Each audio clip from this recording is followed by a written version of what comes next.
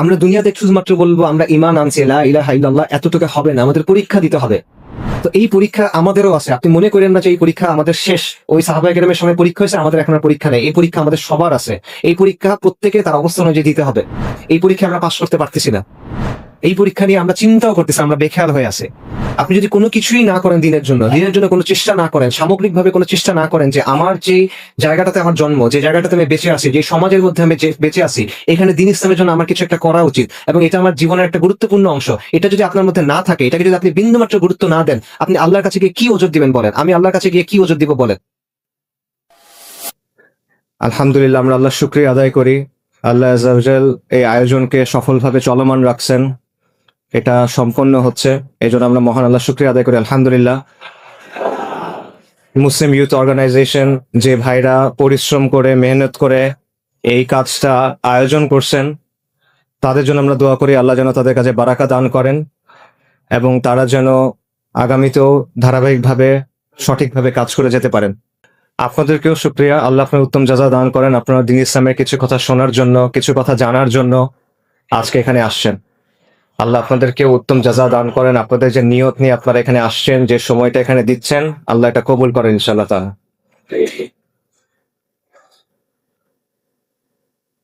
আমি একটা প্রশ্ন দিয়ে শুরু করি। আপনারা কখনো লাশ গোসল করাইছেন? মানুষ যখন মারা যায় তখন তাকে দাফন করার আগে বেশ কিছু কাজ করতে হয়, অনেকগুলো নিয়ম আছে। তার মধ্যে একটা কাজ হলো মৃতদেহকে গোসল করানো, এবং এই গোসল করানোর কিছু নির্দিষ্ট নিয়ম আছে। যেমন মনে করেন লাশকে বসাতে হয়, পাশ ফিরাতে হয়, তারপর লাশের পেটে চাপ দিতে হয় আস্তে আস্তে, যাতে করে তার দেহের ভেতরে যে ময়লা আবর্জনা আছে সেটা যেন বের হয়ে যায়। যে ময়লা আবর্জনা আমাদের সবার দেহের মধ্যেই আছে। এবং যারা অনেক লাশ গোসল করাইছে তাদের সাথে কথা বললে আপনি অনেক কথা শুনবেন। যেমন ধরেন, অনেক মানুষ মারা যায় পেটের অসুখ নিয়ে, অনেক মানুষ মারা যায় লিভারের সমস্যা থাকে, পাকস্থলীর সমস্যা থাকে, ক্যান্সারের সমস্যা থাকে। এরকম মানুষকে যখন গোসল করানো হয়, যখন পেটে চাপ দেওয়া হয়, তখন শুধু আবর্জনা বের হয় না, পুজ বের হয়, রক্ত বের হয়। অনেক সময় শরীরের ভেতরে যে অঙ্গ ছিল লিভার, এটা গলে বের হয়ে আসে। অনেক সময় খণ্ড বিখণ্ড হয়ে বের হয়ে আসে, অনেক দুর্গন্ধ হয়। তখন আমরা মৃত্যু জিনিসটাকে অনেক পবিত্রতা দেওয়ার চেষ্টা করি। বিশেষ করে মৃত মানুষকে, আসলে মৃত্যু না, মৃত মানুষকে আমরা সম্মানিত করার চেষ্টা করি, তার উপর একটা পবিত্রতা দেওয়ার চেষ্টা করি। বিশেষ করে সেই মানুষটা যদি বিখ্যাত কোনো মানুষ হয়, নামি দামি কোনো মানুষ হয়, ক্ষমতাবান কোনো মানুষ হয়, কোনো নেতা হয়, তখন আমরা এটাকে অনেক সম্মানজনক কিছু একটা হিসেবে দেখানোর চেষ্টা করি। কিন্তু আপনি যদি ওই মানুষটাকে যখন গোসল করানো হচ্ছিল তখন দেখতেন, তখন আপনার কাছে মনে হবে না যে এই বিষয়টা সম্মানজনক, আপনার তখন করুণা হবে তার জন্য। মানুষ দুনিয়াতে নিজেকে অনেকভাবে উপস্থাপন করে। আমরা নিজেদেরকে অনেক বড় কিছু হিসেবে দেখাই, আমরা নিজেদেরকে অনেক সম্মানিত কিছু হিসেবে দেখাই, আমরা নিজেদেরকে অনেক পবিত্র কিছু হিসেবে দেখাই। আমরা আমাদের চারপাশে একটা খোলস তৈরি করি, কিন্তু মৃত্যু এই সবগুলা খোলস সরায় দেয়।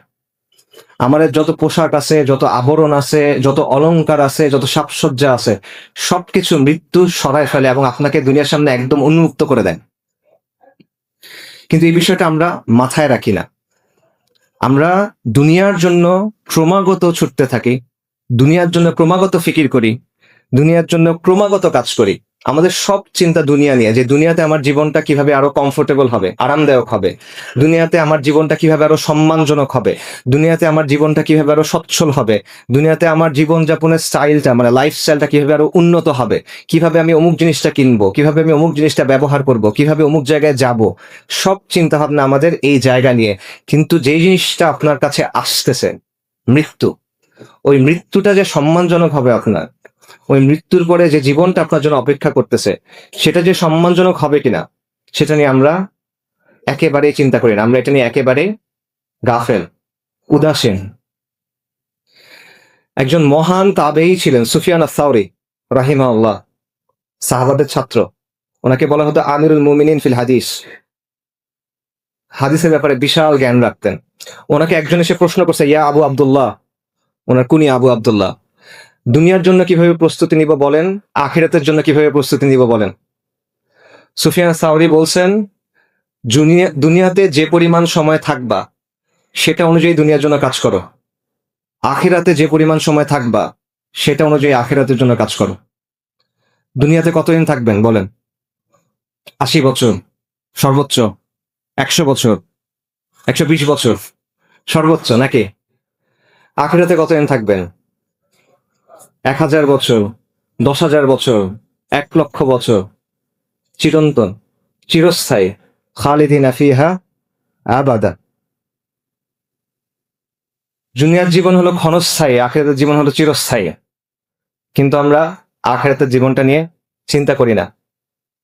আল্লাহ সুবহানাহু ওয়া তাআলা কোরআনে বলছেন, কুল্লু নাফসিন যায়িকাতুল মাউত, নিশ্চয়ই প্রত্যেক জীবকে মৃত্যুর স্বাদ আস্বাদন করতে হবে। ওয়া ইন্নামা তুওয়াফুনা উজুরাকুম ইয়াউমাল কিয়ামা, এবং কিয়ামতের দিন তোমাদেরকে তোমাদের যে প্রতিফল, যে কর্মফল, সেটা পরিপূর্ণভাবে বুঝাই দেয়া হবে। ফামান যুহজিহা আনিন নারি ওয়া উদখিলাল জান্নাতা ফাকাদ ফাজ, যাকে আগুন থেকে রক্ষা করা হবে এবং জান্নাতে প্রবেশ করানো হবে, সে হলো সফল। ওয়ামাল হায়াতুদ দুনিয়া ইল্লা মাতাউল গুরুর, এই দুনিয়ার জীবন হলো ছলনাময় ভোগ, ছলনা, প্রতারণাময় একটা ভোগ, এটা ছাড়া আর কিছুই না। সূরা আলে ইমরানের আয়াত। এই একটা আয়াতে আল্লাহ আযজা ওয়া জাল আমাদের এই দুনিয়ার সব বাস্তবতা, সব মৌলিক প্রশ্নের উত্তর দিয়ে দিয়েছেন। যে বিষয় নিয়ে আমাদের এত পেরেশানি, যে বিষয় নিয়ে আমাদের এত ছোটাছুটি, যে বিষয় নিয়ে আমাদের এত চিন্তা, এত কষ্ট, সবকিছুর আসল মূল্যটা কত, এই সবকিছুর পরে কি অপেক্ষা করতেছে, দুনিয়ার সফলতা কি, ব্যর্থতা কি, এরপরে আমাদের জন্য কি অপেক্ষা করতেছে। এবং এর পরের আয়াতে আল্লাহ সুবহানাহু ওয়া তাআলা বলতেছেন, লাতুবলাউন্না ফি আমওয়ালিকুম ওয়া আনফুসিকুম, নিশ্চয়ই তোমাদেরকে তোমাদের জান এবং মালের ব্যাপারে পরীক্ষা করা হবে। দেখেন, আমাদের জীবনের মধ্যে নিশ্চিত জিনিসপত্র কিছু নাই, সবকিছু অনিশ্চিত। যে বিষয়গুলো নিয়ে আপনি সকাল থেকে ঘুমানোর আগ পর্যন্ত চিন্তা করেন, ইভেন ঘুমানোর সময় যেগুলো নিয়ে স্বপ্ন দেখেন, কোনোটার মধ্যে কোনো নিশ্চয়তা নাই। আমাদের উপার্জন, আমাদের পড়াশোনার রেজাল্ট, পরিবারে কি হবে, বাচ্চার কি হবে, সন্তানের কি হবে, স্ত্রীর কি হবে, পিতামাতার কি হবে, দুনিয়াবি যত চিন্তা আছে, যা কিছু নিয়ে আমরা চিন্তা করতেছি, কোনোটার মধ্যে কোনো নিশ্চয়তা নাই, নিশ্চিতভাবে জানার সুযোগ নাই। একটা মাত্র জিনিস নিশ্চিত, সেটা হলো মৃত্যু। কিন্তু এই মৃত্যু নিয়ে আমরা চিন্তা করি না। এই জিনিসটা আপনি কিভাবে ব্যাখ্যা করবেন? একটা জায়গা যেখানে আপনি চিরস্থায়ীভাবে থাকবেন, যে জিনিসটা নিশ্চিত, সেটা নিয়ে আপনি চিন্তা করতেছেন না। আমিরুল মুমিনিন আলী ইবনে আবু তালিব রাদিয়াল্লাহু আনহু, ওনার একটা উক্তি আছে, সেখান থেকে একটা ব্যাখ্যা পাওয়া যায়। উনি বলছেন যে মানুষ ঘুমন্ত, মৃত্যুতে সে জেগে ওঠে। মানুষের এই জীবনটা আসলে একটা ঘোরের মতো, একটা ঘুমের মতো। যখন সে মারা যাবে, যখন আখিরাতের জীবন শুরু হচ্ছে, তখন সে জেগে ওঠে। এটা ভাবে চিন্তা করেন, আমরা যখন স্বপ্ন দেখি, স্বপ্নের মধ্যে তো অনেক কিছু হয়। স্বপ্নের মধ্যে যখন মানুষ কোনো বিপদ দেখে সে ভয় পায়, স্বপ্নের মধ্যে যখন ভালো কিছু হয় তখন সে খুশি হয়, এবং স্বপ্নের মধ্যে মনে হয় কত ঘটনা ঘটতেছে অনেক সময় নিয়ে। কিন্তু যখন আপনি ঘুম থেকে উঠেন, তখন দেখবেন স্বপ্নের কথা মনে থাকে না, আচ্ছা আচ্ছা অল্প কিছু মনে থাকে, এবং মনে হয় এটা তো অল্প একটা সময় ছিল। তো এই দুনিয়ার জীবনটা এরকম, আপনি ঘুমায় আছেন, মৃত্যুর পর আপনি উঠবেন। যেটাকে আজকে আমার কাছে সবচেয়ে গুরুত্বপূর্ণ মনে হচ্ছে, কবরের জীবনের সময় মনে হবে যেটা কিছু ছিল না। বিচারের দিবসে বিচার শুরু হওয়ার আগে আপনার কাছে মনে হবে এটা কিছু ছিল না। বিচার শুরু হয় নাই এখনো, জান্নাত জাহান্নামের জীবন এখনো শুরু হয় নাই। জাস্ট ইয়াউমুল কিয়ামাতে বিচার শুরু হওয়ার আগের যে সময়টা, ওই সময়টাতে আপনার কাছে মনে হবে যে দুনিয়ার জীবন এটাতে একটা মুহূর্ত ছিল শুধু। কিন্তু এখন আমরা সবকিছু ভুলে এই জিনিসটা নিয়ে চিন্তা করতেছি শুধু। মৃত্যু সুনিশ্চিত ভাবে আপনার দিকে আসতেছে। আল্লাহ সুবহানাহু ওয়া তাআলা কোরআনে বলছেন যে মৃত্যু এমন একটা জিনিস যেখান থেকে পালানোর কোনো সুযোগ নাই, মৃত্যুর পাকড়াও থেকে বের হওয়ার কোনো সুযোগ নাই। সূরা নিসাতে আল্লাহ বলছেন, তোমরা যেখানেই থাকো না কেন, মৃত্যু তোমাদের অবশ্যই পাকড়াও করবে, যদিও তোমরা সুউচ্চ সুদৃঢ় দুর্গের মধ্যে থাকো। বুরুজিম মুশাইয়াদা, অনেক বড় একটা দুর্গ, অনেক লম্বা, মানুষ উঠতে পারে না, লাভ নাই, মৃত্যু ওইখানে এসেও আপনাকে ধরবে। এবং এই কারণে বারবার মৃত্যু সম্পর্কে আল্লাহ আযজা ওয়া জাল আমাদের কোরআনে সতর্ক করে দিয়েছেন, বারবার মনে করা দিয়েছেন যে তোমরা মৃত্যু নিয়ে চিন্তা করো, মৃত্যু আসতেছে। বারবার তিনি আখিরাতের কথা বলছেন যে এটা তোমার আসল জীবন, এটার জন্য তুমি প্রস্তুতি নাও, তোমার জন্য একটা পরীক্ষা আসতেছে। আল্লাযী খালাকাল মাউতা ওয়াল হায়াতা লিয়াবলুয়াকুম আইয়ুকুম আহসানু আমালা, আল্লাহ মৃত্যু এবং জীবনকে সৃষ্টি করছেন, আল্লাহ যাচাই করে দেখবেন এই জন্য যে কে আমলে উত্তম। এটা একটা পরীক্ষা, একটা পরীক্ষার মধ্যে আপনি আছেন, কিন্তু আপনি মনে করতেছেন আপনি এইটাই আপনার জীবন। আমরা মনে করতেছি, আমরা জানি এটা পরীক্ষা, কিন্তু আমাদের কাজের মধ্যে এটার কোনো প্রভাব নাই। এই জন্য আল্লাহ বারবার মৃত্যুর কথা আমাদের বলছেন, কিন্তু আমাদের সময়ের একটা ফিতনা হলো বা একটা বাস্তবতা হলো, আমরা মৃত্যু নিয়ে চিন্তা করি না, আমরা মৃত্যু নিয়ে কথা বলা পছন্দ করি না। মৃত্যু নিয়ে যখন কেউ কথা বলে, এটা আমাদের কাছে পছন্দ হয় না। অথচ নবী সাল্লাল্লাহু আলাইহি ওয়াসাল্লামের কথা চিন্তা করেন, তিনি যখন কোনো বিয়ের অনুষ্ঠানে গেছেন, নিকার অনুষ্ঠানে, সেখানে তুমি বলতেছেন ইয়া আইয়ুহাল্লাযীনা আমানুত্তাকুল্লাহা হাক্কা তুকাতি ওয়া লা তামুতুন্না ইল্লা ওয়া আনতুম মুসলিমুন। সেখানেও তিনি এই আয়াত পড়তেছেন যে তোমরা মুসলিম না হয়ে মৃত্যুবরণ করো না। একটা নিকার অনুষ্ঠান, যেটা হলো একটা আনন্দের জিনিস, আনন্দের জিনিসটা বিয়ে হয়েছে, আপনাদের জন্য তো অনেক অপেক্ষা করে আছেন, রাইট? আনন্দের জিনিস, একটা নতুন পরিবার শুরু হচ্ছে, সেই পরিবার থেকে নতুন মানুষ আসবে, সেইখানেও এসে নবী সাল্লাল্লাহু আলাইহি ওয়াসাল্লাম মৃত্যুর কথা স্মরণ করা দিচ্ছেন। নবী সাল্লাল্লাহু আলাইহি ওয়াসাল্লাম বলছেন আকসিরু যিকরা হাদিমিল লাজ্জাত, যে বেশি বেশি করে তোমরা ওই জিনিসকে স্মরণ করো যেটা সুখ বিনাশী, যেটা সবকিছুর সুখ নষ্ট করে দেয়, যেটা সবকিছুর স্বাদ নষ্ট করে দেয়। সেই জিনিসটা কি? সেই জিনিসটা মৃত্যু। কেন এটা বারবার বলা হচ্ছে? কারণ এভাবে আপনি আখিরাতের জন্য নিজেকে প্রস্তুত করবেন, নইলে পারবেন না। যখন মৃত্যুকে কথা চিন্তা করবেন, যখন আখিরাতটা আপনার কাছে বড় মনে হবে, তখন আপনি আমলের দিকে যেতে পারবেন, তখন আপনি গুনাহ থেকে সরে আসতে পারবেন, তখন আপনি দুনিয়ার যে প্রতারণা, এখান থেকে দূরে সরতে পারবেন। সাহাবায়ে কেরামের আমল আমরা যখন আজকে পড়ি, ওনাদের আমলের কথা আমাদের কাছে অবিশ্বাস্য মনে হয়। ওনাদের যে কুরবানি আমাদের কাছে অবিশ্বাস্য মনে হয়। ওনারা যে ইবাদত করছেন আমাদের কাছে অবিশ্বাস্য মনে হয়। ওই সমাজের সবচেয়ে সম্মানিত মানুষ ছিলেন ওনারা, মক্কার সমাজে। কুরাইশ আরবের মধ্যে সবচেয়ে সম্মানিত, সেই মক্কার মধ্যে ওনারা সম্মানিত ছিলেন। প্রথম দিকে সাহাবী যারা, মুহাজির সাহাবী যারা, সম্মানিত মানুষের জন্য সবচেয়ে কষ্ট হলো অপমান। সেই অপমান তাদেরকে সহ্য করতে হয়েছে, রাতারাতি অপমান। আগের দিন সম্মানিত মানুষ, পরের দিন ইসলাম গ্রহণ করছে, অপমানিত। উমর রাদিয়াল্লাহু আন, কুরাইশের সব গুরুত্বপূর্ণ আলোচনায় তাকে রাখা হতো, কিন্তু যেদিন উনি ইসলাম গ্রহণ করছেন বললেন, ওই দিন তার সাথে প্রকাশ্যে কাবার সামনে মারামারি হয়েছে, সকাল থেকে সূর্য মাথার উপরে উঠে যাওয়া পর্যন্ত। আপনারা শুনছেন এগুলা, আপনারা জানেন। তাদেরকে নিজের ঘরের মানুষ ঘর থেকে বের করে দিয়েছে। মুসআব ইবনে উমার রাদিয়াল্লাহু আন, কোনো কিছু ছাড়া ঘর থেকে বের করে দেওয়া হয়েছে, পোশাক ছিল না ওনার। সাহাবীদেরকে নিজের বাসার লোকজন ধরে পিটাইছেন, উসমান রাদিয়াল্লাহু আনহুকে। অসংখ্য এরকম ঘটনা। শুধু এটা না, সবকিছু ছেড়ে বিদেশে চলে যেতে হয়েছে, আবিসিনিয়ায় চলে গেছেন রিফিউজি হিসেবে। কোনো পরিচয় নাই তাদের আবিসিনিয়ায়, তাদেরকে মদিনায় যেতে হয়েছে রিফিউজি হিসেবে। ইনিশিয়ালি তো রিফিউজি হিসেবে, তো আশ্রিত হিসেবে যেতে হয়েছে তাদেরকে। তারপরেও শেষ হয় নাই, এরপর তাদেরকে লড়াই করতে হয়েছে নিজের বাপের সাথে, নিজের ভাইয়ের সাথে, নিজের পরিবারের সাথে। এই কুরবানি, এই আমল, এই ইবাদত তারা কিভাবে করছেন? কিভাবে সম্ভব এটা? এটা সম্ভব কারণ তাদের কাছে আখিরাতটা ইম্পর্টেন্ট ছিল। তারা দুনিয়াতে থাকতেন, তাদের শরীরগুলো দুনিয়াতে, কারণ তাদের ফোকাসটা আখিরাতের দিকে, তাদের চিন্তাটা আখিরাত নিয়ে, তারা মৃত্যু নিয়ে চিন্তা করতেন।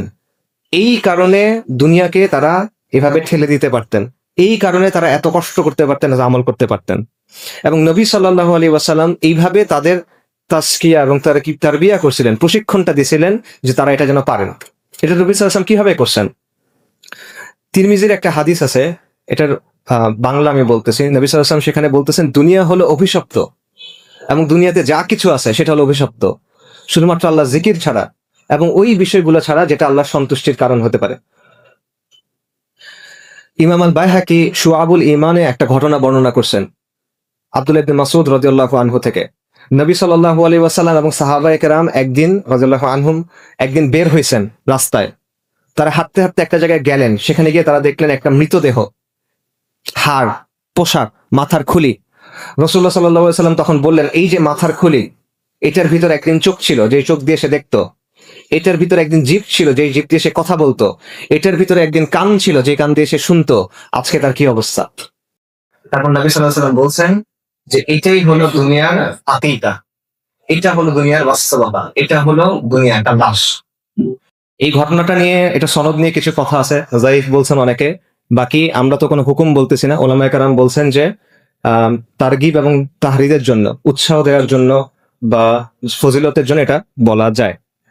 তো এইভাবে নবী সাল্লাল্লাহু আলাইহি ওয়াসাল্লাম সাহাবায়ে কেরামের মনকে প্রস্তুত করছিলেন, তাদের অন্তরকে প্রস্তুত করছিলেন কিসের জন্য? এই দুনিয়াতে তাদের যে কাজ সেটার জন্য এবং আখিরাতের জন্য। এবং সাহাবাদের অবস্থা কিরকম ছিল? আল হাসান আল বাসরি রাহিমাহুল্লাহ উনি বলছেন যে সাহাবায়ে কেরাম এমন মানুষ ছিলেন যে তোমরা যদি তাদেরকে দেখতে, তোমরা বলতা এই মানুষগুলা পাগল, আর তারা যদি তোমাদের দেখতো তাহলে তারা বলতো এই মানুষগুলা মুসলিম না। ঠিক আছে, হাসান আল বাসরি রাহিমাহুল্লাহ এটা কখনের কথা বলতেছেন? বেশি হলে তাবেঈনদের সময়ের কথা, মানে নবী সাল্লাল্লাহু আলাইহি ওয়াসাল্লামের থেকে এক প্রজন্মের ডিফারেন্স।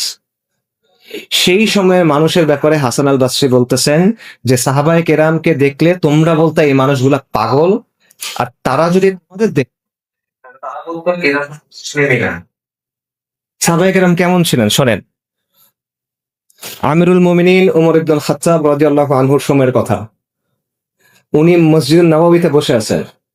ওই সময় রোম এবং পারস্য বিজয় হয়েছে, মুসলিম সেনাবাহিনী ওই জায়গাগুলো বিজয় করছে এবং সেখান থেকে গনিমা আসতেছে, গনিমতের মাল আসতেছে। মসজিদুন নববীর সামনে স্তূপ করে রাখা হচ্ছে ধন সম্পদ। সাহাবায়ে কেরাম খুশি, কিন্তু ওই সময়ে ওমর রাদিয়াল্লাহু আনহু কান্না করতেছে। তাকে সাহাবারা জিজ্ঞেস করছেন, আমিরুল মুমিনিন আপনি খুশি না কেন? উনি বলতেছেন, রাসূলুল্লাহ আমার চেয়ে উত্তম ছিলেন, আবু বকর আমার চেয়ে উত্তম ছিলেন, তাদের সময়ে তো এই ধন সম্পদ আসে নাই, আমার সময়ে ধন সম্পদ খুলে দেয়া হয়েছে। আমি ভয় পাচ্ছি এটা আমাদের জন্য পরীক্ষা কিনা। আমি ভয় পাচ্ছি যে দুনিয়াতেই যদি আমরা এত নিয়ামত পেয়ে যাই এবং সবকিছু ভোগ করে ফেলি, আখিরাতে আমাদের জন্য কি আছে? উমর রাদিয়াল্লাহু আনহুর আরেকটা ঘটনা, উনি একদিন হাঁটতেছেন, দেখেন একজন সাহাবী একটা মাংস খাচ্ছেন। উনি জিজ্ঞেস করছেন, তুমি মাংস খাচ্ছ কেন? বলে, আমার খেতে ইচ্ছা করলো তাই খেয়ে নিলাম। উনি বলে, তোমার ইচ্ছা করলে তুমি খাবা? তুমি ওই আয়াতের কথা জানো না? সূরা আহকাফে একটা আয়াত আছে যেটা কাফেরদের জন্য নাজিল করা, যে কাফেরদেরকে আল্লাহ আযজা ওয়া জাল বলবেন যে তোমাদের যত নিয়ামত ছিল এটা তো তোমরা দুনিয়াতে ভোগ করে ফেলছো, তাই আজকে তোমাদের জন্য হলো শাস্তি, অপমানজনক শাস্তি। উনি ওই আয়াতের কথা বলে বলতেছে, তোমার এইটা ভয় লাগে না? আয়াত কিন্তু কাফেরদের জন্য, কিন্তু ওমর রাদিয়াল্লাহু আনহুর চিন্তাটা এমন, যিনি উনি ভয় থেকে বের হইতে পারতেছেন না, যে দুনিয়াতে এত ভোগ করব, এত মজা করব, এত নিয়ামত নিব, আখিরাতে যদি আমার কিছু না থাকে। এটা ছিল তার চিন্তা।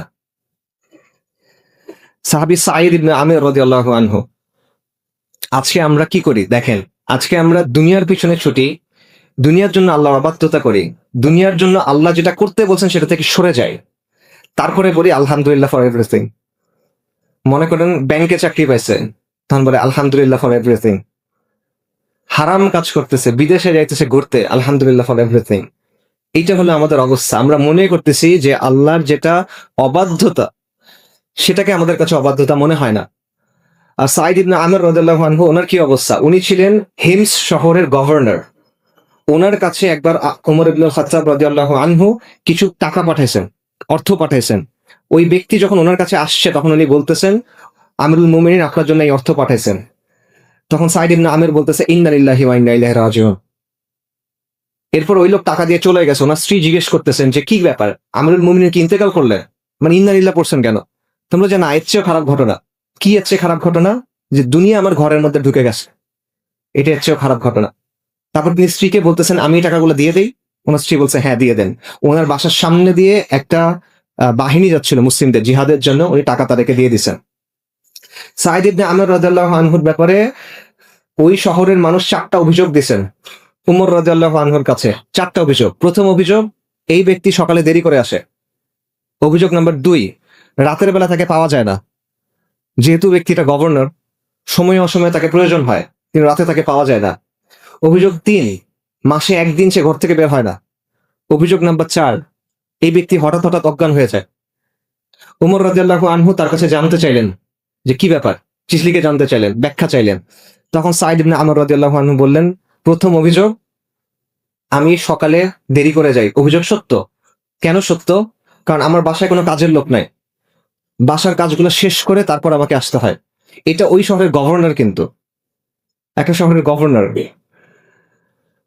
প্রদেশের গভর্নর, একটা শহর না আসলে, একটা প্রদেশের গভর্নর। দ্বিতীয় অভিযোগ, রাতে তাকে পাওয়া যায় না, অভিযোগ সত্য, রাতে আমাকে পাওয়া যায় না, কারণ দিনে আমি মানুষকে সময় দিই, রাতে আমি ইবাদত করি, কারণ আমার নিজের জন্য এই সময়টা আমার রাখতে হয়। তৃতীয় অভিযোগ, মাসে একদিন আমি বের হই না, কথা সত্য, অভিযোগ সত্য, কারণ আমার পোশাক একটা, ওই দিন আমি পোশাকটা ধুই এবং শোকাই, এই জন্য আমি বের হইতে পারি না। আর চতুর্থ অভিযোগ, আমি মাঝে মাঝে অজ্ঞান হয়ে যাই, অভিযোগ সত্য, কেন অভিযোগ? এটা কেন হয়? কারণ নবী সাল্লাল্লাহু আলাইহি সাল্লামের একজন সাহাবী ছিলেন খুবাইব ইবনে আদি রাদিয়াল্লাহু আনহু। মক্কার কুরাইশ ওনাকে বন্দি করে নির্যাতন করে হত্যা করছিল, এবং তখন খুবাইব রাদিয়াল্লাহু আনহু একটা অভিশাপ দিয়েছিলেন উপস্থিত সবাইকে। তো ওই সময় সায়েদ রাদিয়াল্লাহু আনহু তখন ইসলাম গ্রহণ করেন নাই, তিনি ওখানে উপস্থিত ছিলেন। তো এই ঘটনা ওনার যখনই মনে হয় উনি অজ্ঞান হয়ে যান। তো এই হলো তার অবস্থা। আরেকজন সাহাবীর কথা শুনেন, সালমান আল ফারিসি রাদিয়াল্লাহু আনহু, বিখ্যাত সাহাবী। সালমান আল ফারিসি ছিলেন ইরাকের মাদিয়ান এই প্রদেশের গভর্নর। উনি যখন গভর্নর ছিলেন, ওনার পোশাক ছিল এমন একটা জুব্বা যেটা হাঁটুর একটু নিচে পর্যন্ত যায়, এর বেশি নিচে যায় না। উনি গভর্নর থাকা অবস্থায় উনি জীবিকা অর্জন করতেন কিভাবে? উনি ঝুড়ি বানাইতেন, নিজে হাতে বেত দিয়ে ঝুড়ি বানাতেন, সেই ঝুড়ি বিক্রি করতেন। উনি চলাফেরার জন্য একটা খচ্চর ব্যবহার করতেন। সাধারণত সম্মানিত মানুষ খচ্চর ব্যবহার করবে না, ঘোড়া ব্যবহার করবে। উনি খচ্চর ব্যবহার করতেন, এটা নিয়ে বাচ্চারা হাসি ঠাট্টা করতো। উনি চুপচাপ থাকতেন, উনি হাসতেন।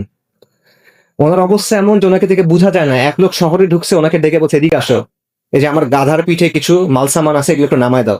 উনি নামায় দিচ্ছে। তখন লোকেরা বলছে, তুমি কাকে বলতেছো? এটা গভর্নর, নবী সাল্লাল্লাহু আলাইহি সাল্লামের সাহাবী, এটা সালমান আল ফারিসি। ওই লোক অপ্রস্তুত হয়ে গেছে। তখন সালমান আল ফারিসি বলছে, কোনো সমস্যা নাই, আমি তো আল্লাহর বান্দা, বান্দা তোমাকে তো সাহায্য করতেই পারে, সমস্যা কোথায়? সালমান আল ফারিসির বাসা ছিল না অনেকদিন। এক ব্যক্তি তাকে বারবার বলতো, ইয়া সালমান, আপনি একটা ঘর বানান, আপনি একটা ঘর বানান। সে শুনে রাজি হয়েছে, আচ্ছা ঠিক আছে, আমার ঘর লাগবে, ঘর বানায় দিবা। কিন্তু আমার ঘর কিরকম হবে বলো দেখি? ওই লোক বলছে, আমি জানি আপনার ঘর কেমন হবে। আপনার ঘর হবে এমন যে আপনি যদি সোজা হয়ে দাঁড়ান, আপনার মাথা ছাদে বাড়ি খাবে, আর আপনি ঘুমানোর সময় যদি পাশ ফিরেন, আপনি দেয়ালের সাথে বাড়ি খাবেন। এটা হলো বাসা, এটা হলো গভর্নরের বাসা। সালমান আল ফারিসি মৃত্যুর কথা চিন্তা করে অনেক কান্না করতেন। তখন মানুষ তাকে জিজ্ঞেস করতো, আপনি কি মৃত্যু ভয়ে কান্না করতেছেন? আমি বলছি, আমি মৃত্যু ভয়ে কান্না করতেছি না, আমার কাছে এটা খারাপ লাগতেছে যে আমার কাছে এত ধন সম্পদ, আমার কাছে এত জিনিসপত্র। নবী সাল্লাল্লাহু আলাইহি ওয়াসাল্লাম যখন ইন্তেকাল করছেন, তখন তো তার কাছে এত জিনিস ছিল না। তো আখিরাতে তার সামনাসামনি হলে আমি কি বলবো? এই জন্য উনি কান্না করতেন। ওনার কাছে এত জিনিসপত্র কি জানেন? 3টা জিনিস, একটা লাঠি, একটা কম্বল, একটা পানির পাত্র। এই হলো এত জিনিস যেটার জন্য উনি ভয় পাচ্ছেন। ওনার কাছে আরেকটা জিনিস ছিল, 4 নাম্বার জিনিস, দামি জিনিস। ওনার কাছে দামি মিস্ক ছিল, আতর ছিল, কিন্তু এই আতর উনি ব্যবহার করতেন না। যখন ওনার মৃত্যুর সময় আসছে, তখন ওনার পরিবারকে বলছেন, আমার দামি আতরটা এখন নিয়ে আসো, আমার মেহমানদের জন্য এই আতর প্রস্তুত করো। তারপর উনি বলছেন যে আমার চারপাশে এই আতর ছড়ায় দাও, কারণ আজকে ফেরেশতারা আমার কাছে আসবে। এইভাবে উনি মৃত্যুর জন্য প্রস্তুতি গ্রহণ করছেন। তো আমরা ভাই, আমরা অনেকে আলহামদুলিল্লাহ, আল্লাহ সুবহানাহু ওয়া তাআলা অনেককে হেদায়েত করছেন, দিনের জন্য বুঝ দিছেন, আমরা চেষ্টা করি দিন পালন করার, আলহামদুলিল্লাহ দাওয়াতি কাজকর্ম করি। কিন্তু আমরা যেন কখনো ভাই এরকম মনে না করি যে আমরা অনেক কিছু করে ফেলছি দিনের জন্য। আমরা যেন এরকম মনে না করি যে আমরা দিনের জন্য অনেক কুরবানি করে ফেলছি। আমরা কিচ্ছু করি নাই, আমরা কিচ্ছু করি নাই। সাহাবায়ে কেরামের কাজের সামনে আপনি যদি নিজেকে চিন্তা করেন, মানে কোনো হিসাবের মধ্যে আপনি আসবেন না। এবং সাহাবায়ে কেরাম আল্লাহ আযজা ওয়া জাল্লার যে হক, এই হক কোনরাও আদায় করতে পারেন নাই, কেউ পারবে না। কারণ খালেকের যে হক, আর রাজ্জাকের যে হক, আর রহমানের যে হক, এই হক আদায় করা আমাদের কারো পক্ষে সম্ভব না। তো এই বিষয়টা যেন আমার মনের মধ্যে কখনো না ঢুকে, এবং সাহাবাদের থেকে যেন আমরা এটা বোঝার চেষ্টা করি যে আমাদের জীবনটা নিয়ে কিভাবে চিন্তা করা উচিত। আব্দুল্লাহ ইবনে উমর রাদিয়াল্লাহু আনহু উনি বলছেন যে সন্ধ্যা হলে সকাল পর্যন্ত বেঁচে থাকবা এটা মনে করো না, সকাল হলে সন্ধ্যা পর্যন্ত বেঁচে থাকবা এটা মনে করবা না, বরং আমলে লেগে পড়ো, আমল করো। সুস্থ অবস্থায় এমন আমল করো যেন সেটা তোমার অসুস্থতার সময়ের জন্য যথেষ্ট হয়। জীবিত অবস্থায় এমন আমল করো যেন এটা তোমার আখিরাতের জন্য যথেষ্ট হয়। উমর ইবনে আব্দুল আজিজ রাহিমাহুল্লাহ খলিফা ছিলেন। উনি একদিন রাত করে বাসায় আসছেন, ওনার কাছে বায়তুল মালের একটা জিনিস রয়ে গেছে। ওনার ছেলে বলতেছেন যে আব্বা, এটা আপনি ফেরত দিয়ে আসেন। উনি বলতেছেন কালকে সকালে ফেরত দিব। ওনার ছেলে বলতেছেন যে আপনি নিশ্চিত কালকে সকাল পর্যন্ত আপনার হায়াত থাকবে। এটা শুনে উনি কান্না করে দিচ্ছেন। তারপর ওটা ওই সময় উনি গিয়ে ফেরত দিয়ে আসছে। তো এইটা হলো মৃত্যুর চেতনা মানুষকে কিভাবে চেঞ্জ করে। এবং বাস্তবতা হলো দুনিয়া এমন একটা জিনিস, দুনিয়া নিয়ে আপনি যত চিন্তা করবেন, দুনিয়ার পিছনে আপনি যত ছুটবেন, আপনার এই ছোটা কখনো শেষ হবে না। এটার মধ্যে কোনো শান্তি নেই, এটার মধ্যে কোনো প্রশান্তি আপনার কাছে কখনো আসবে না। দুনিয়া আপনাকে পাগল করে দিবে, কিন্তু এই পাগলামের বিনিময়ে আপনি কিছু পাবেন না। আর সাহাবায়ে কেরামদের কথা চিন্তা করেন, আরবরা ছিল সেই সময় দুনিয়াতে একেবারেই অসম্মানিত। সম্মানিত কোনো অবস্থান তাদের ছিল না। হরমুজানের কাছে, পারস্যের সম্রাট হরমুজানের কাছে যখন ইসলামের দাওয়াত নিয়ে যাওয়া হয়েছে, চিঠি পাঠানো হয়েছে নবী সাল্লাল্লাহু আলাইহি সাল্লামের পক্ষ থেকে, তখন সে বলছে আরবরা কালকে পর্যন্ত মরুভূমিতে কুকুরের দলের মতো দৌড়াদৌড়ি করতো, এদের কেমন সাহসে এরা আমাকে চিঠি পাঠায়। এইভাবে তারা আরবদের দেখতো। অথচ এই আরবরা যখন তারা ইসলাম গ্রহণ করলো, তারা কি অপ্রতিরোধ্য শক্তি হিসেবে আসলো, অর্ধেক দুনিয়া দখল করে ফেললো, আল্লাহ তাদেরকে দিলেন। আসলে এটা কিভাবে সম্ভব হইলো? এই যে সম্মানটা, এই অর্জনটা কেমনে সম্ভব হয়েছে? এই কষ্টটা তারা কিভাবে করতে পারছে? কারণটা হলো তাদের চিন্তাটা, তাদের চোখটা আখিরাতের দিকে ছিল। এই জন্য দুনিয়া তার সামনে এসে গড়ায় পড়ছে, লুটায় পড়ছে। আর আমাদের অবস্থা হলো আমরা দুনিয়ার পিছনে ছুটতেছি, এই জন্য আমরা দুনিয়ার সামনে লুটায় পড়ছি, কিন্তু আমরা অসম্মানিত। দুনিয়া শব্দটা, এটা যে রুট আরবিতে, সেটার অর্থ হলো যেটা নিকটবর্তী, যেটা নিম্নমানের, তুচ্ছ। দুনিয়া আসলেই তুচ্ছ, এবং এই তুচ্ছ জিনিসের পিছনে যে ছোটে সে তুচ্ছ হবে। নবী সাল্লাল্লাহু আলাইহি ওয়াসাল্লাম বলতেছেন যে আমাদের কাছে অনেক সময় মনে হয় না যে কাফেরদেরকে আল্লাহ কেন দিচ্ছেন এত কিছু। দুনিয়াতে আল্লাহ তো কাফেরদের অনেক দিছেন, শান, মান, সম্পদ, কত কিছু দিছেন, সামরিক শক্তি, সাম্রাজ্য, এত কিছু আল্লাহ তাদের কেন দিছেন? আমাদের কাছে মনে হয় না অনেক সময়? নবী সাল্লাল্লাহু আলাইহি ওয়াসাল্লাম উত্তর দিয়েছেন, উনি বলছেন দুনিয়ার মর্যাদা যদি আল্লাহর কাছে একটা মশার দানার সমান হইতো, তাহলে আল্লাহ কাফেরকে এক ফোঁটা পানি দিতেন না। কিন্তু দুনিয়ার মর্যাদা একটা মশার দানার সমানও না, এই জন্য আল্লাহ কাফেরকে দিয়ে রাখছে। কিছু যায় আসে না, এটা কোনো মূল্য নাই। দুনিয়ার আখিরাতের অবস্থা হলো, নবী সাল্লাল্লাহু আলাইহি ওয়াসাল্লাম বলছেন যে আল্লাহর কসম, যে আখিরাতের তুলনায় দুনিয়ার অবস্থা হলো, তোমাদের মধ্যে কেউ সমুদ্রে একটা আঙ্গুল ডুবালো, তারপর সে আঙ্গুল এনে দেখুক এখানে কতটুকু পানি লেগে আছে। এই যে সমুদ্র, এটা হলো আখিরাত। আপনি আঙ্গুল ডুবানোর পরে হাতে যেটা লেগে থাকবে, এটা হলো দুনিয়া। এই হলো দুনিয়ার অবস্থা। কিন্তু আমরা এই দুনিয়ার পিছনে ছুটতেছি। আমার হায়াতুদ দুনিয়া ইল্লা মাতাউল গুরুর, এটা ছলনার একটা জিনিস, যেটা বাইরে থেকে দেখতে খুব ভালো লাগে, কিন্তু ভেতরে কিচ্ছু নাই, ভেতরে কোনো প্রশান্তি নাই। বাইরে থেকে চকচকে জাঁকজমকপূর্ণ, টানে আপনাকে, কিন্তু শেষ পর্যন্ত এটা আপনাকে ক্ষতি ছাড়া কিছু দিতে পারবে। এবং দুনিয়ার জিনিস আপনি যত খুঁজবেন, যত দৌড়াবেন, কোনো তৃপ্তি আপনার আসবে না। নবী সাল্লাল্লাহু আলাইহি ওয়াসাল্লাম বলছেন যে বনি আদমকে যদি দুটা উপত্যকা দেয়া হইতো, স্বর্ণ ভর্তি, মানে বিশাল ময়দান ভর্তি শুধু সম্পদ, স্বর্ণ, বনি আদম সন্তুষ্ট হবে না, সে তৃতীয় একটা চাইবে। বনি আদমের পেট একটা জিনিস দিয়ে ভরবে, এটা হলো কবরের মাটি, আর কোনো কিছু দিয়ে এটা ভরবে না। তো এখানে একটা বিষয় মাথায় রাখবেন যে সম্পদ নিষিদ্ধ না। আমি বলতেছি না যে দুনিয়া একেবারে আপনি ছেড়ে দিবেন, আপনি দুনিয়া ছাড়তে পারবেন না। এই দুনিয়ার মধ্যে আমাদের থাকতে হবে, এই দুনিয়ার মধ্যে আমাদের আমল করতে হবে। দিনকে বিজয়ী করার জন্য যে কাজ করবেন, ওটা দুনিয়াতে করতে হবে। দুনিয়ার আসবাবের নিয়ম মেনে আপনার কাজ করতে হবে। মুসলিমদের স্বার্থে আপনি যখন কাজ করবেন, সেটাও দুনিয়াতে করতে হবে, কিন্তু দুনিয়া যেন আপনার অন্তরের ভিতরে না ঢুকে। সম্পদ হারাম না যদি আপনি এটা হালাল ভাবে উপার্জন করেন, যদি আপনি এটা সঠিকভাবে খরচ করেন, যদি এটি আপনি দ্বীন ইসলামের জন্য খরচ করেন, যদি আপনি যখন প্রয়োজন হয় নিজের সম্পদ আল্লাহর জন্য দিয়ে দেওয়ার জন্য প্রস্তুত থাকেন, এবং যদি আপনি দিনের জন্য বেশি খরচ করেন আর নিজের নফসের জন্য কম খরচ করেন। কিন্তু এটা মাথায় রাখা যে এই ভারসাম্য রাখা অত্যন্ত কঠিন। সালাফুস সালেহিন থেকে কথা আছে যে ওনারা বলতেন যে সব গুনার শেকড় কি? সব গুনার শেকড় হইল দুনিয়ার প্রতি ভালোবাসা। আরেকটা কথা ওনারা বলতেন, সেটা হলো যেই ব্যক্তি, ইমাম আহমদ এটা আনছেন কিতাবুজ জুহুদে, যে যেই ব্যক্তি দুনিয়াকে প্রাধান্য দিবে, সে তার আখিরাতকে ক্ষতিগ্রস্ত করবে। যে দুনিয়াকে গুরুত্ব দিবে, সে আখিরাতকে ক্ষতিগ্রস্ত করবে। আর যে আখিরাতকে গুরুত্ব দিবে, অবশ্যই সে তার দুনিয়াকে কিছুটা হলেও ক্ষতিগ্রস্ত করবে। তাই যে জিনিসটা চিরস্থায়ী, তোমরা সেটাকে প্রাধান্য দাও। এটা বাস্তবতা। আমাদের মধ্যে একটা ধারণা আছে যে ঠিক আছে, আমরা দিন দুনিয়া এমন ভাবে ব্যালেন্স করে ফেলবো যাতে আমার দুনিয়াটা একটা কাফেরের দুনিয়ার মতো সুন্দর হবে। এটা হবে না, এটা সম্ভব না। নবী সাল্লাল্লাহু আলাইহি ওয়াসাল্লামের হাদিস আছে যে দুনিয়া মুমিনের জন্য কিরকম? কারাগারের মতো। দুনিয়া মুমিনের জন্য কারাগারের মতো। যার মাথায় আর কোনো চিন্তা নাই দুনিয়া ছাড়া, সে যেভাবে দুনিয়ার পিছনে ছুটতেছে, আর আপনি আখিরাতের কথা চিন্তা করেন, আপনি আখিরাতের জন্য প্রস্তুত নেন, আপনি কি একইভাবে ছুটতে পারবেন কিনা? এটা তো সম্ভব না। তো এই ব্যাপারটা আমাদের বোঝা উচিত যে যেহেতু আপনি বুঝছেন আল্লাহ আপনাকে নিয়ামত দিছেন, একটা পরীক্ষা আছে, ওই পরীক্ষার উত্তর সহ আল্লাহ আপনাকে বলে দিছেন, আপনাকে মহা পুরস্কারের জন্য আল্লাহ নিয়ামত দিছেন, তাহলে আপনাকে দুনিয়াতে কিছু জিনিস ছেড়ে দিতে হবে। এই ছেড়ে দেওয়ার মানসিকতা থাকতে হবে। 100 দুনিয়া পাবেন আবার দিনও ধরে রাখবেন, এটা হবে না। সালাফুস সালেহিন বলছেন এটা হবে না। রাসূলুল্লাহ সাল্লাল্লাহু আলাইহি ওয়াসাল্লামের কি অবস্থা ছিল? উনি মাটির ঘরে থাকছেন, ছোট ছোট ঘরের মধ্যে থাকছেন, দিনের পর দিন চলে গেছে, তার বাসায় রান্না হয় নাই, মাটিতে থাকছেন তিনি। এরকম ছিল না? নবী সাল্লাল্লাহু আলাইহি ওয়াসাল্লাম বলছেন যে দুনিয়ার সাথে আমার সম্পর্ক কি? আমার সম্পর্ক তো এমন যে আমি একজন মুসাফির, যাবার সময় একটা গাছের ছায়ায় আমি বিরতি নিছি। এটা হলো দুনিয়া। এখান থেকে সময় হলে আবার চলে যাবে।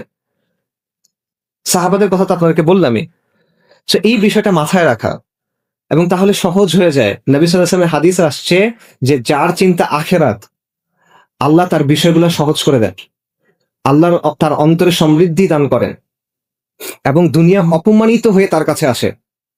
আর যার চিন্তা হলো দুনিয়া, আল্লাহ তার বিষয় তার সামনে দারিদ্র্যকে ঝুলায় দেন।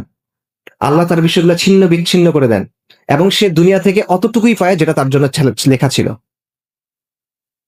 এবং সাহাবাদের ক্ষেত্রে এটা প্রমাণিত। দুনিয়ার প্রতি যে অনাসক্ত হয় সে আখিরাত পায়। মানুষের কাছে যেটা আছে এটার প্রতি যার আসক্তি নাই সে মানুষের ভালোবাসাও পায়। মানুষের কাছে যেটা আছে মানুষ ওটা চায়, আপনি যখন ওটা চান মানুষ খুশি হয় না, দুঃখ পায়। মানুষের কাছে চাইলে মানুষ পছন্দ করে না অপছন্দ করে? অপছন্দ করে। আল্লাহর কাছে চাইলে আল্লাহ পছন্দ করে, আল্লাহর কাছে না চাইলে আল্লাহ অপছন্দ করেন। আল্লাহর কাছে চাইতে হয়। সেই বিষয়টা বোঝা। মামাল হায়াত দুনিয়া ইল্লা মাতাউল গুরুর। এবং এই দুনিয়ার সমাপ্তিটার কথা ভাই চিন্তা করা। আয়েশা রাদিয়াল্লাহু আনহা বলতেছেন যে নবী সাল্লাল্লাহু আলাইহি ওয়াসাল্লামের শেষ সময়ে তার সামনে পানির একটা পাত্র রাখা হয়েছে। রাসূলুল্লাহ সাল্লাল্লাহু আলাইহি ওয়াসাল্লাম সেই পানি দিয়ে বারবার মুখ মুছতেছেন এবং বলছেন লা ইলাহা ইল্লাল্লাহ, নিশ্চয়ই মৃত্যুর মধ্যে কষ্ট আছে। সালাফুস সালিহিনের অনেকে মৃত্যু যন্ত্রণা সম্পর্কে বলছেন যে মুমিনের জন্য সবচেয়ে কষ্টকর জিনিস হলো মৃত্যু যন্ত্রণা। শাহাদাত যদি না আসে, শাহাদাতের যন্ত্রণা নাই, কিন্তু শাহাদাত ছাড়া যত মৃত্যু আছে দুনিয়াতে এর চেয়ে আর কোনো কষ্ট মুমিনের জন্য নাই। এবং সেই কষ্ট কিরকম? তীর দিয়ে আপনার শরীর ছিন্ন বিচ্ছিন্ন করে দেওয়া হচ্ছে, লোহার পেরেক হাতুড়ি দিয়ে ঠুকে ঠুকে আপনার শরীরে ঢোকানো হচ্ছে, গরম পানির মধ্যে আপনাকে ফেলে সিদ্ধ করে দেওয়া হচ্ছে। এটার যে কষ্ট, সালাফুস সালিহিন বলছেন যে মৃত্যুর কষ্ট এটার চেয়ে বেশি। ওনারা বলতেছেন কোন মানুষকে যদি মরার পর জীবিত করা যাইতো এবং বলানো যাইতো যে মৃত্যুটার কষ্ট কেমন, তোমরা পাগল হয়ে যাইতা, তোমাদের নাওয়া খাওয়া ভুলে যাইতা, তোমরা ভোগবিলাস ভুলে যাইতা, তোমরা উন্মাদের মতো হয়ে যাইতা। এই মৃত্যু আপনার জন্য আসতেছে, আমার জন্য আসতেছে, এবং এই মৃত্যু দুইটার একটা হবে, দুই রকমের একরকম হবে। সাহাবী বারা ইবনে আজিব রাদিয়াল্লাহু আনহু থেকে একটা হাদিস আছে, মুসনাদে আহমেদের লম্বা হাদিস।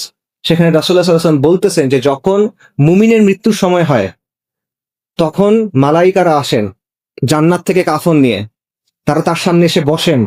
তারপর মালাকুল মউত আসেন এবং তখন তাকে বলা হয় যে আপনি আজকে আনন্দিত হন, আপনি আজকে খুশি হন, আপনার রব আপনাকে যে প্রতিশ্রুতি দিয়েছেন সেটার সময় আসছে।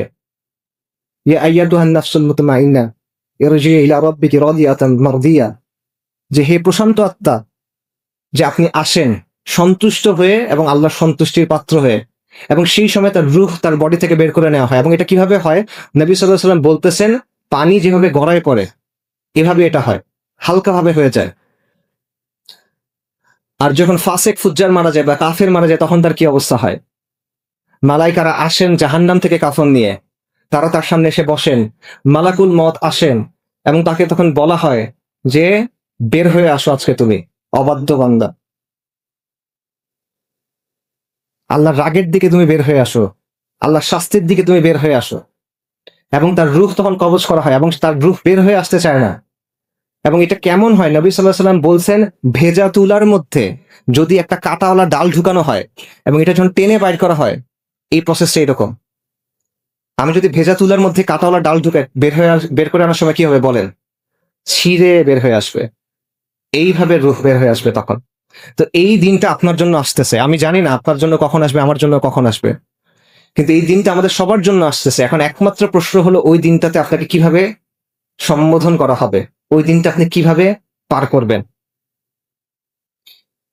এরপরে এই রূহগুলাকে নিয়ে নবী সাল্লাল্লাহু আলাইহি ওয়াসাল্লামের হাদিসে আসছে ফেরেশতারা মুমিনের রূহকে নিয়ে আসমানে উঠে, প্রথম আসমানে যান, তাদের জন্য অনুমতি দেওয়া হয়, দ্বিতীয় আসমানে যান, তারা উঠতে থাকেন, শেষ পর্যন্ত আল্লাহর কাছে আনা হয়।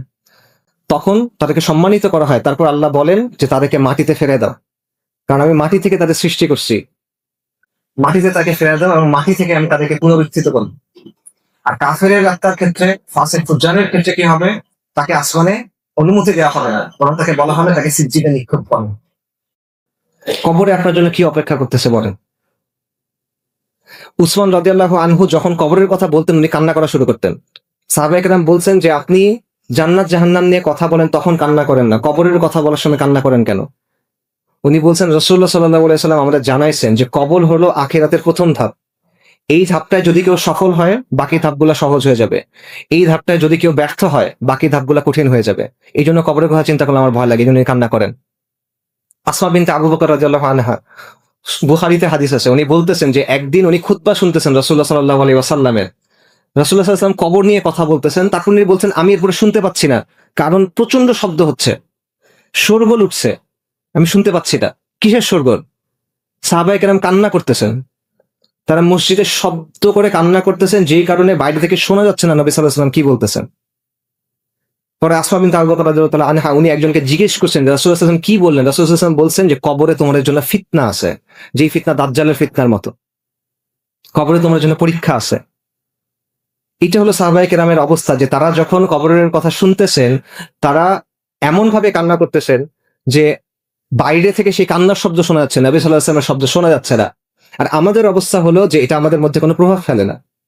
আমাদের অবস্থা হলো যে আমরা যখন জানাজার সময় যাই, আমি দেখতেছি একটা মানুষকে কবরে নামানো হচ্ছে, আমি দেখতেছি একটা মানুষকে একটা মাটির গর্তের মধ্যে ফেলে রাখা হচ্ছে। হয়তো আমার হৃদয়ের টুকরা কোনো মানুষকে আমি রেখে আসতেছি, হয়তো আমার বাবাকে আমি রেখে আসতেছি, হয়তো আমার মাকে রেখে আসতেছি, আমার সন্তানকে রেখে আসতেছি, আমার স্ত্রীকে রেখে আসতেছি, আমার কিছু যায় আসে না।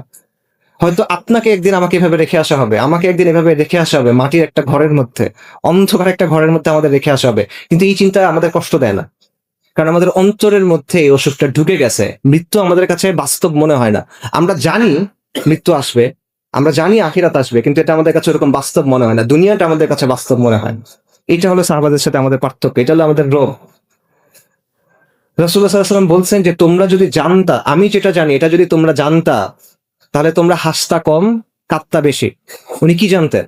রাসূলুল্লাহ বলছেন যদি আমি আল্লাহর কাছে দোয়া করতাম যাতে কবরের শব্দ তোমাদেরকে শোনানো হয়, কিন্তু এটাতে এমন হইতে পারে যে তোমরা ভয় পেয়ে কবর দেয়াই বন্ধ করে দিবা, এই জন্য আমি দোয়া করতেছি না। কথা বুঝতে পারছেন? কবরের যে শব্দ এটা যদি মানুষকে শোনানো হইতো, এটা এত ভয়ঙ্কর যে মানুষ হয়তো ভয়ে আর কাউকে কবরই দিবে না। নবী সাল্লাল্লাহু আলাইহি সাল্লাম বলতেছেন আপনি যখন প্রথম কবরে যাবেন কবর আপনাকে চাপ দিবে, প্রত্যেকটা মানুষকে কবর চাপ দিবে। নবী সাল্লাল্লাহু আলাইহি সাল্লাম বলছেন কবরে একটা চাপ আছে, যদি কেউ এই চাপ থেকে মুক্তি পেত তাহলে সেটা তো সাদ ইবনে মুআজ রাদিয়াল্লাহু আনহু। কিন্তু সাদ ইবনে মুআজ রাদিয়াল্লাহু আনহু এই চাপ থেকে মুক্তি পান নাই। সাদ ইবনে মুআজ কে? সাদ ইবনে মুআজ রাদিয়াল্লাহু আনহু হলেন ওই ব্যক্তি যার মৃত্যুর পর আর রহমানের আরশ কেঁপে উঠছে। হাদিসে আসছে সাদ ইবনে মুআজ রাদিয়াল্লাহু আনহুর জানাজার সময় আসমানের সবগুলো দরজা খুলে দেওয়া হয়েছে। হাদিসে আসছে সাদ ইবনে মুআজ রাদিয়াল্লাহু আনহুর জানাজার সময় ৭০,০০০ ফেরেশতা জানাজায় শরীক হয়েছেন। তাদের মধ্যে এমন ফেরেশতা আছেন যারা ওই দিনের আগে দুনিয়াতে অবতরণ করেন নাই। উনি আওস গোত্রের প্রধান, যিনি শুরু থেকে নবী সাল্লাল্লাহু আলাইহি ওয়াসাল্লামকে সাহায্য করে গেছেন। শহীদ, উনি শহীদ, শাহাদাত পাইছেন।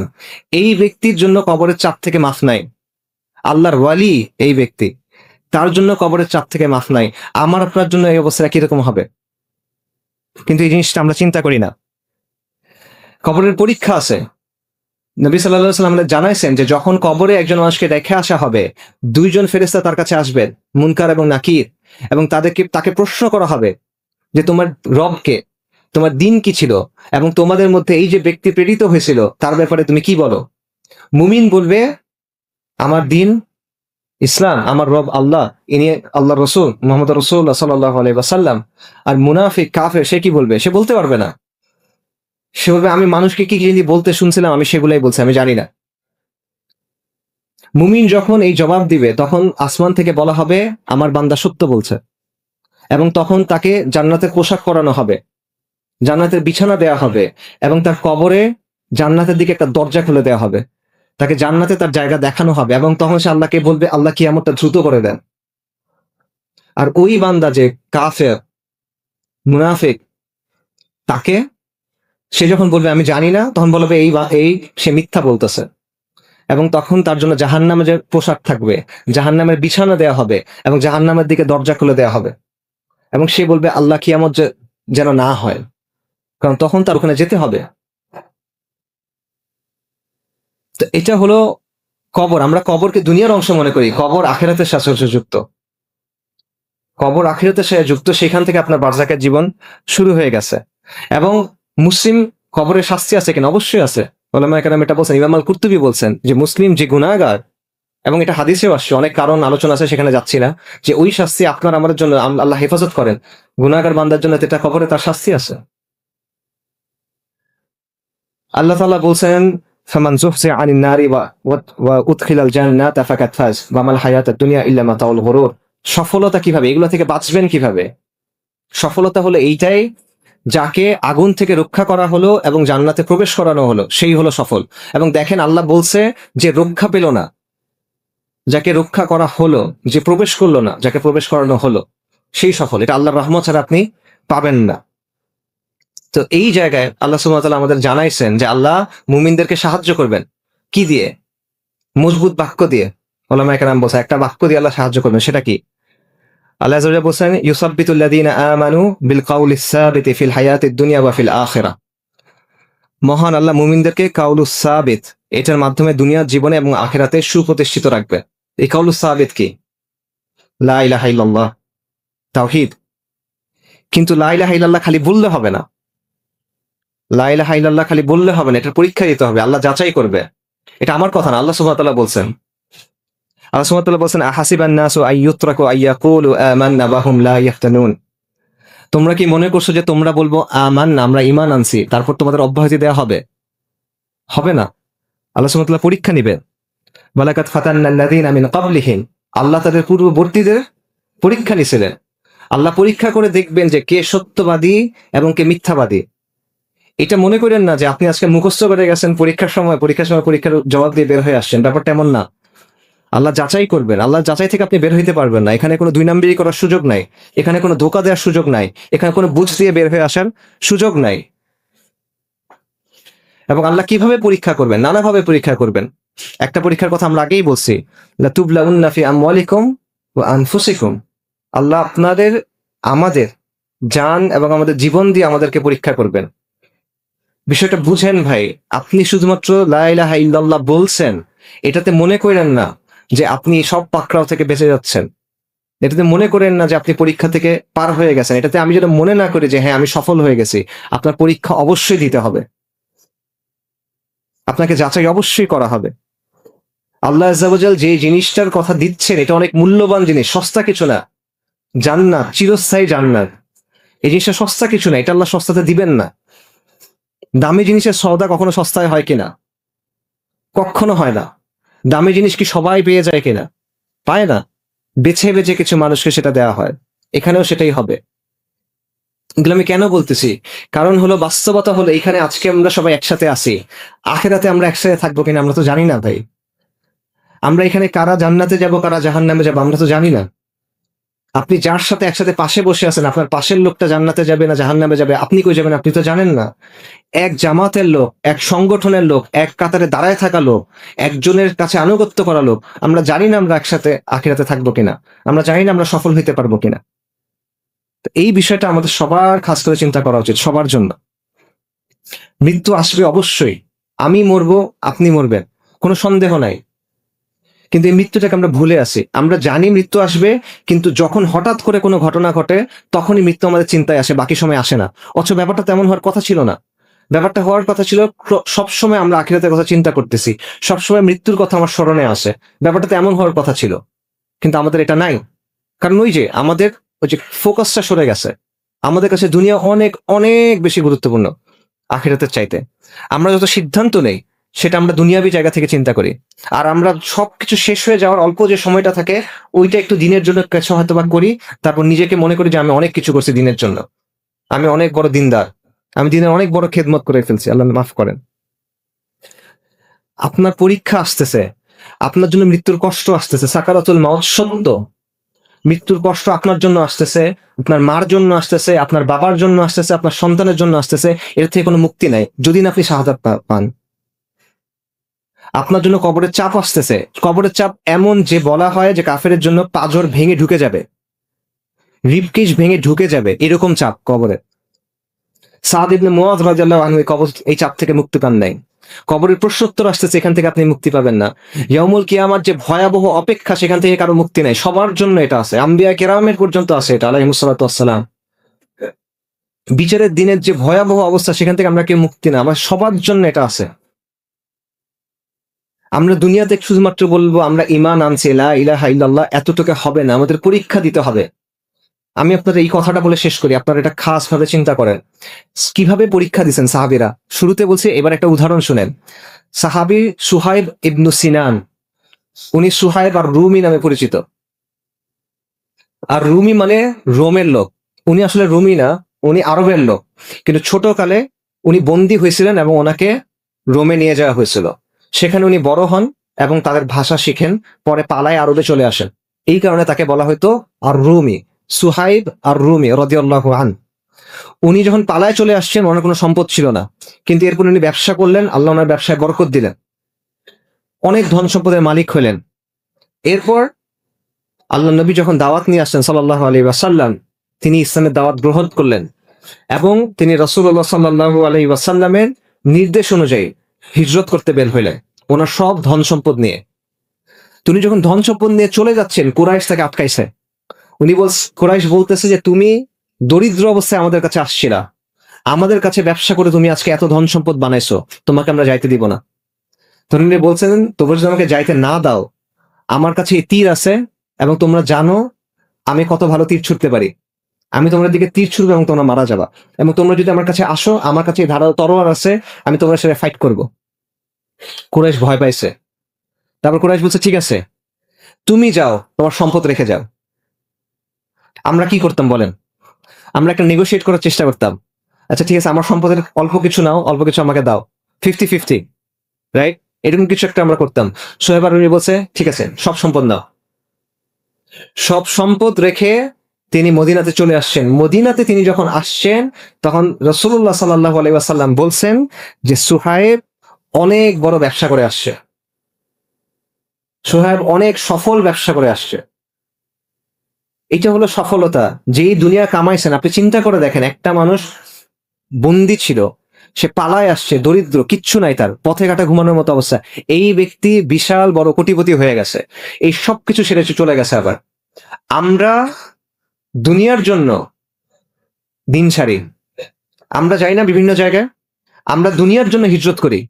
সাহাবায়ে কেরাম হিজরত করছে দিনের জন্য, আমরা দুনিয়ার জন্য হিজরত করি, সাহাবায়ে কেরাম হিজরত করছেন দিনের জন্য। আমরা দুনিয়ার কথা চিন্তা করে সিদ্ধান্ত নেই, সাহাবায়ে কেরাম চিন্তা করছেন দিনের জন্য। এবং এটাই হলো সফলতা, যেটা রাসূলুল্লাহ সাল্লাল্লাহু আলাইহি ওয়াসাল্লাম বলছেন। তো এই পরীক্ষা আমাদেরও আছে, আপনি মনে করেন না যে এই পরীক্ষা আমাদের শেষ। ওই সাহাবায়ে কেরামের সময় পরীক্ষা হয়েছে, আমাদের এখন আর পরীক্ষা নেই। এই পরীক্ষা আমাদের সবার আছে। এই পরীক্ষা প্রত্যেকে তার অবস্থা অনুযায়ী দিতে হবে। এইটা ভালোভাবে মাথায় রাখেন। এই পরীক্ষা আমরা পাশ করতে পারতেছি না, এই পরীক্ষা নিয়ে আমরা চিন্তাও করতেছি, আমরা বেখেয়াল হয়ে আছি। আমরা মৃত্যুর কথা চিন্তা করতেছি না, আমরা আমাদের আখিরাতের কথা চিন্তা করতেছি না, আমরা আল্লাহ আযজা ওয়া জাল্লার সামনে গিয়ে কি বলবো সেটা আমরা চিন্তা করতেছি না, এবং এই পরীক্ষা আমরা কিভাবে পার হয়ে যাব সেটা নিয়ে আমরা চিন্তা করতেছি না। তো আমরা যদি এটা চিন্তা না করি, আল্লাহ আমাদের জানাই দিচ্ছেন আপনার জন্য কি আছে, আপনার মৃত্যুর সময় কি হবে, মৃত্যুর পর কি হবে, কবরে কি হবে, বারজাকের জীবনে কি হবে, ইয়াউমুল কিয়ামাতে কি হবে, এবং অনন্তকালের জন্য কি হবে, প্রতিটা জিনিস আল্লাহ আপনাকে জানাই দিচ্ছেন। এরপরও যদি আপনি না করেন, আল্লাহর সামনে আপনার কোনো ওজন নাই, আল্লাহর সামনে আমার কোনো ওজন নাই, আমি আল্লাহর কাছে আশ্রয় চাই। তো এই জন্য দুইটা জিনিস খাস ভাবে মাথায় রাখা, এটা বলে আমি শেষ করতেছি। সেটা হলো, প্রথমত ব্যক্তিগত পর্যায়ে আপনার আমলের ব্যাপারে আপনি সতর্ক হন। এটা খাস ভাবে প্রথমে আমি আমার নিজের জন্য বলতেছি, যে নিজের আমলের ব্যাপারে সতর্ক হওয়া, নামাজে খুশু আনা, কোরআনকে সময় দেওয়া, নফল ইবাদত বাড়ায় দেওয়া, এবং নিজের মুখটাকে নিয়ন্ত্রণ করা। এটা নিয়ন্ত্রণ না করার কারণে আমরা অনেক বেশি গুনাহ করে ফেলি। আর খাস ভাবে যে বিষয়টা আমাদের সবার চিন্তা করতে হবে, সেটা হলো দ্বীন ইসলামের জন্য আপনি কি করলাম, দ্বীন ইসলামের জন্য আমার আর আপনার কি অবদান।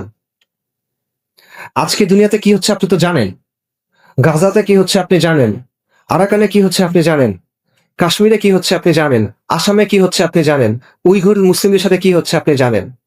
এই সবগুলা জিনিস আমাদের চোখের সামনে ঘটতেছে, আমরা কোনো কিছু করতে পারতেছি না। এই প্রশ্নের জবাব তো আমাদের দিতে হবে। আপনার এই দেশে আপনার দিনের সাথে কি হচ্ছে আপনি চিন্তা করেন। নবী সাল্লাল্লাহু আলাইহি ওয়াসাল্লামের ব্যাপারে যেই আক্রমণগুলো হচ্ছে সেগুলো আপনার সামনে ঘটতেছে, এগুলা কোনো কিছুর ব্যাপারে আপনি জানেন না এমন না।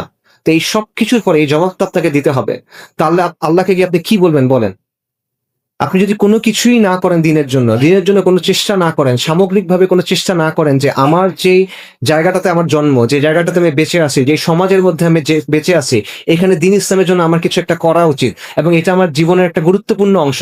এটা যদি আপনার মধ্যে না থাকে, এটাকে যদি আপনি বিন্দুমাত্র গুরুত্ব না দেন, আপনি আল্লাহর কাছে গিয়ে কি ওজর দিবেন বলেন? আমি আল্লাহর কাছে গিয়ে কি ওজর দিব বলেন? আমাদের আল্লাহর কাছে গিয়ে কি জবাব দেওয়ার থাকবে এটা বলেন?